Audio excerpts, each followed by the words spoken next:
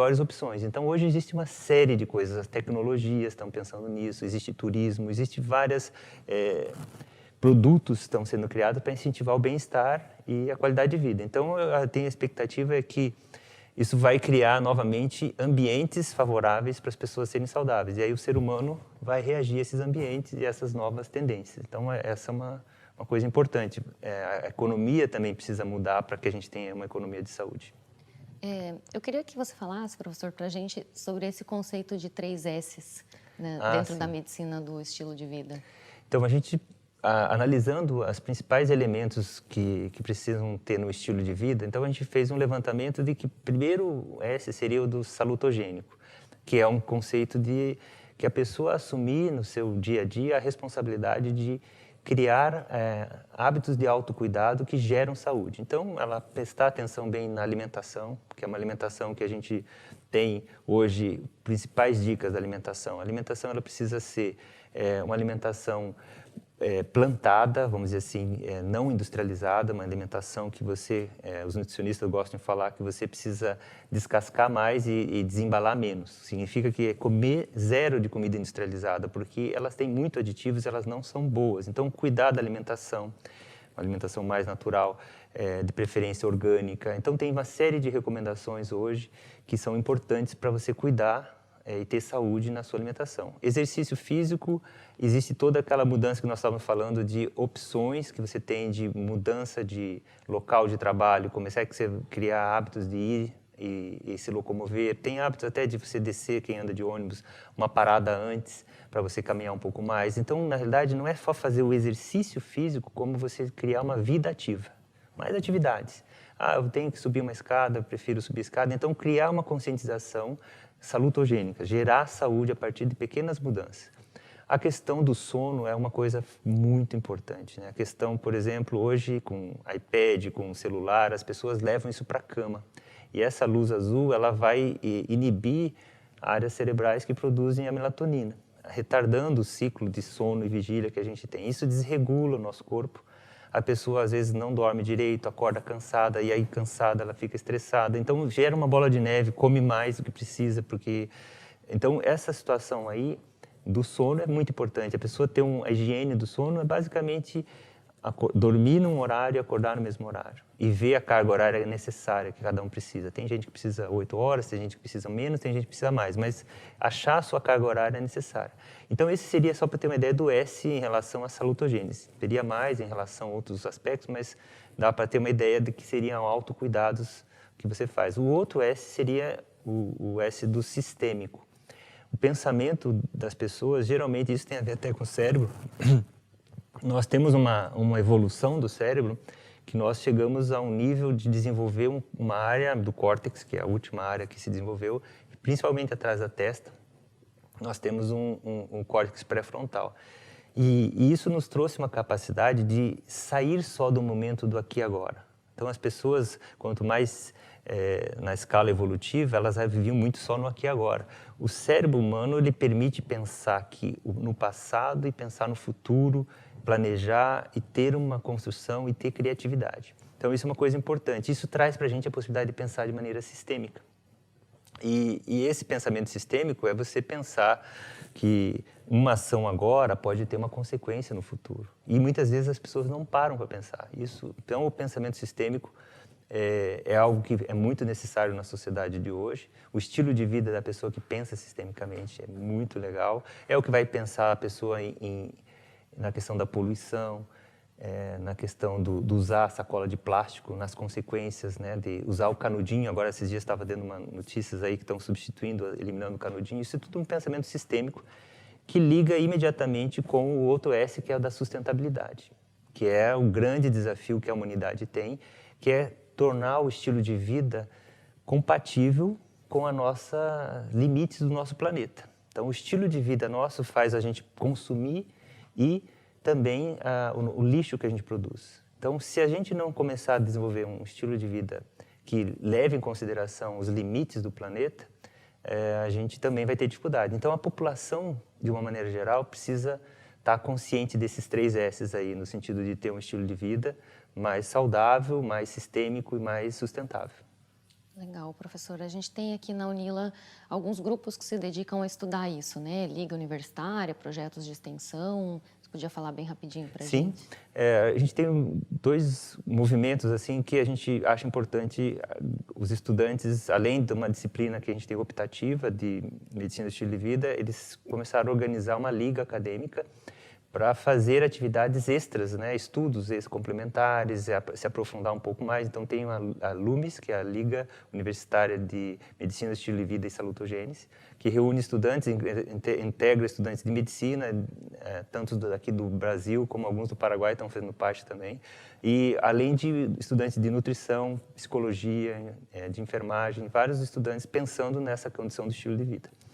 E também a gente tem um projeto de extensão, que é o projeto de extensão Cultivando Estilo de Vida Salutogênico. E esse projeto de extensão ele tem o objetivo de a gente levar os estudantes, ele primeiro tem um desafio, que é eles mudarem o próprio estilo de vida, da alimentação, do exercício, do sono, no primeiro semestre. E no segundo semestre eles vão nas escolas, nos hospitais, e aqui com os estudantes da própria UNILA, fazer atividades de estimular a mudança do estilo de vida, fazer alguma conscientização e algumas dinâmicas para conscientizar isso. Isso é muito interessante. E o professor Gleison também trouxe umas curiosidades aí para a gente hoje, né, professor?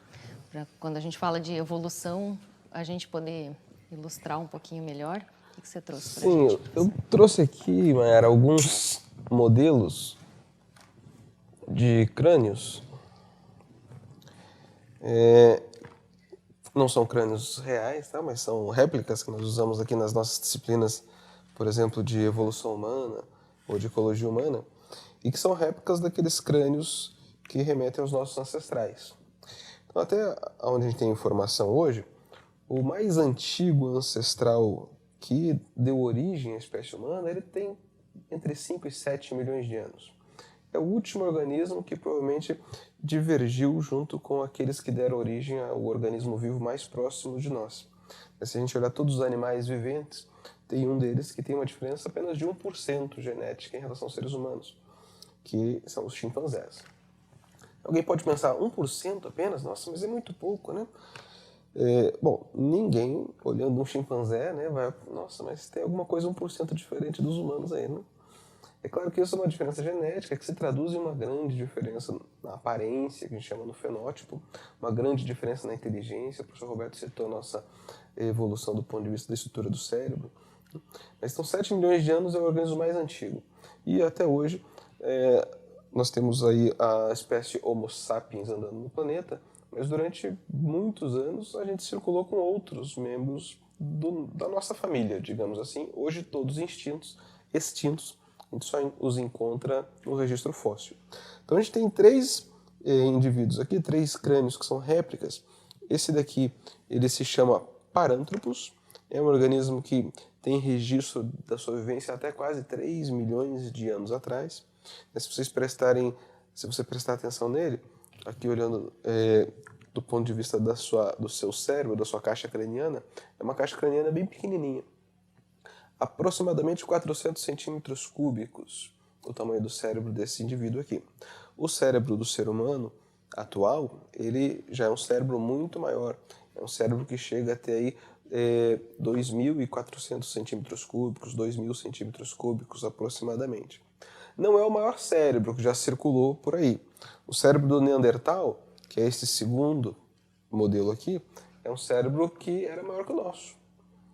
Porém, quando o ser humano chegou na Europa, que é o lugar onde essa espécie existiu, em pouco tempo ela entrou em extinção. Mais ou menos 10 mil anos depois da chegada do Homo sapiens na Europa, o Neandertal acabou sendo extinto. Ninguém sabe exatamente as causas disso, mas em parte, muito provavelmente se deve a uma característica da espécie Homo sapiens bastante peculiar, que é uma grande flexibilidade, tanto fisiológica quanto comportamental.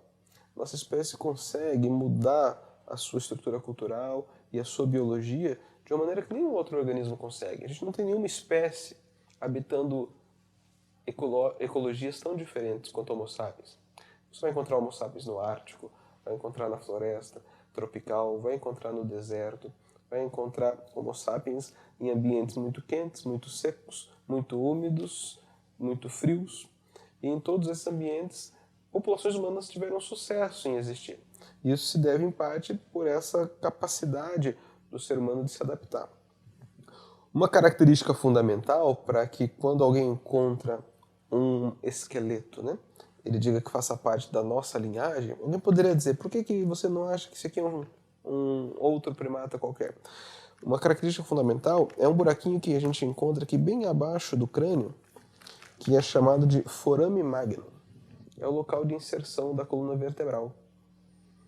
Esse forame magnum, quando ele está localizado nessa região aqui, próximo ao centro do crânio, indica que esse animal era um animal bípede, porque ele tinha essa postura.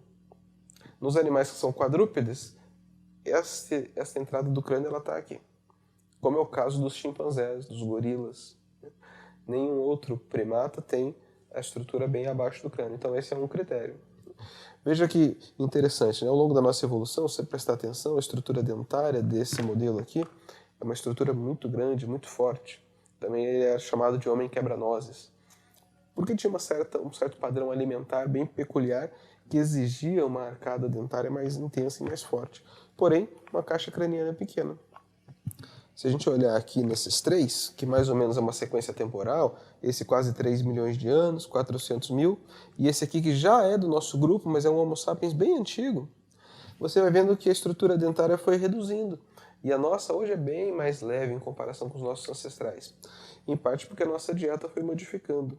É interessante aqui, só temos os crânios, mas se a gente olha a estrutura do restante do corpo, outra coisa que mudou ao longo do tempo, além da arcada dentária diminuir, a estrutura do trato gastrointestinal também reduziu. Então reduziu o estômago, reduziu o intestino. Só que reduziu a estrutura dentária, reduziu o estômago e o intestino, só que o cérebro aumentou ao mesmo tempo. Então pode surgir uma pergunta paradoxal, né?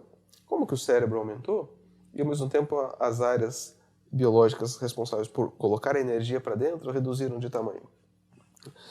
Isso, e o cérebro é um órgão que é muito caro energeticamente, né? O cérebro humano de um adulto chega a consumir 20% da energia dele.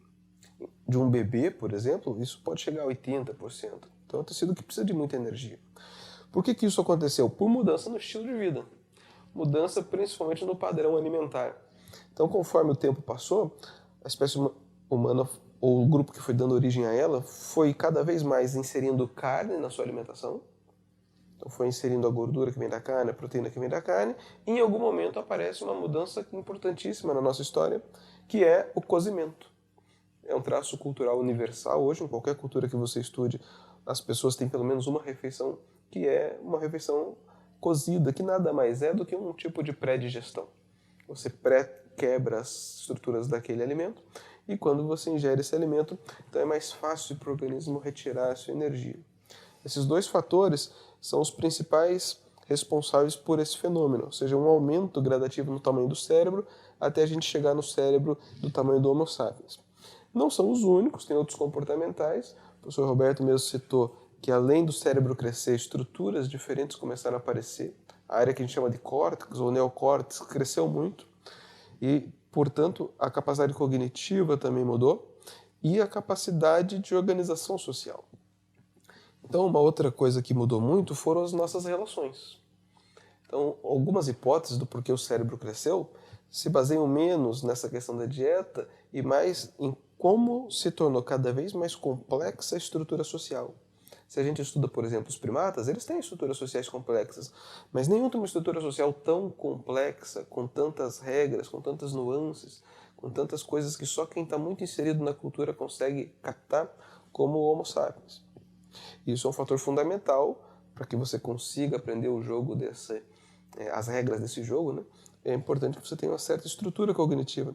Então são vários fatores, mas todos eles de alguma forma que explicam esse processo, né? Mas todos eles de alguma forma se relacionam com o estilo de vida dos nossos ancestrais há milhares de anos atrás. Professores, muito obrigada, muito interessante. Esse assunto é muito amplo e a gente vai ficando mais curioso, né? Professor, sei que você tem um blog, se quiser recomendar para quem tiver mais curiosidade para saber sobre biologia. O professor Roberto já falou aqui um pouquinho antes que ele também vai começar a escrever um blog aí em breve. Então, legal compartilhar essas informações com quem tiver curiosidade. Pode deixar o endereço, professor? Sim, quem quiser acessar lá é www.biologiahumana.com. Tem o blog, onde eu costumo publicar textos meus mesmo, da área de saúde, evolução e saúde. Tem uma rede social linkada a esse blog. Entrando lá você vai achar, as pessoas vão encontrar. Quem quiser curtir lá, automaticamente começa a receber as atualizações do blog. Beleza, muito obrigada. Obrigado.